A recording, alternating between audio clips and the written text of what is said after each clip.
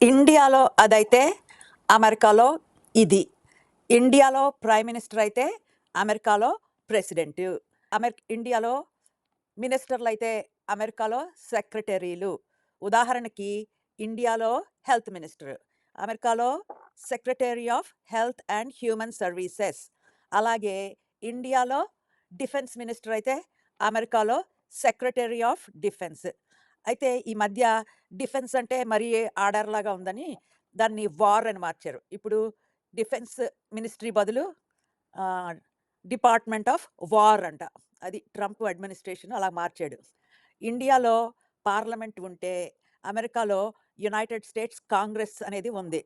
ఇండియాలో పార్లమెంట్‌లో లోక్‌సభ, రాజ్యసభ ఉన్నట్లే, అమెరికాలో హౌస్ ఆఫ్ రిప్రజెంటేటివ్స్, సెనేట్ అని 2 ఉంటాయి. ప్రెసిడెంటు ఏ దేశం మీదకైనా యుద్ధంకెళ్ళాలంటే, ముందు కాంగ్రెస్ యొక్క అనుమతి ఉండాలి. లేకపోతే అది చట్ట వ్యతిరేక యుద్ధం.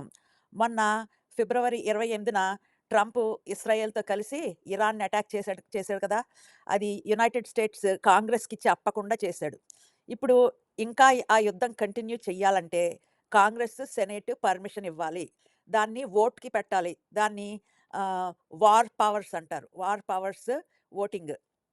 ఇవాళ పొద్దున్న సెనేట్ ఏమో నో అంది. కొన్ని గంటల క్రితం కాంగ్రెస్ అంటే హౌస్ ఆఫ్ రిప్రజెంటేటివ్స్ యెస్ అన్నట్లు వార్త.